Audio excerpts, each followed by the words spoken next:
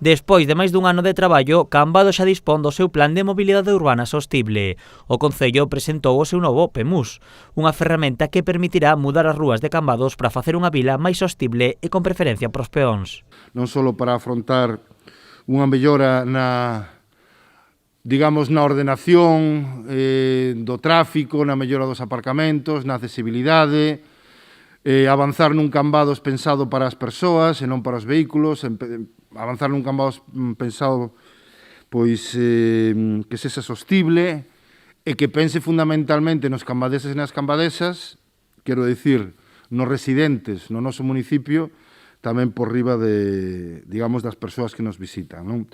O plan marca as estratexias e as accións que o Concello desenvolverá para facer unha vila na que os peóns sexan os principais protagonistas, pero estas medidas non farán que os vehículos desaparezan de Cambados. No significa el que los coches estén prohibidos, significa que un coche que llegue a una zona que nosotros entendemos que es que quien manda es el peatón, pues que el coche cuando llegue ahí, vosotros, según tenéis oportunidad de estar por más villas y ciudades en las cuales se están imponiendo este tipo de estrategias, pues que el conductor se vea que tiene que salir de allí en algún momento determinado, que no está cómodo. O proxecto require de preto de 300 actuacións.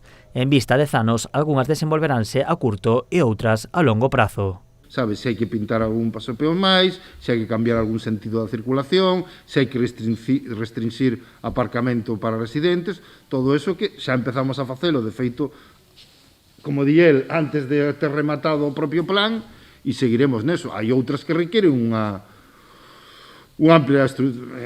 Temos en mente tamén algunha circunvalación máis para abrir para Cambados, evidentemente aí sí que estamos falando de anos, porque... O obxectivo deste proxecto é mellorar a vida dos residentes en Cambados, pero non só do núcleo urbano, senón de todas as parroquias. Con este plan, a vila reducirá ademais as emisións de carbono, cumprindo coa Axenda 2030 e incluso coa 2050.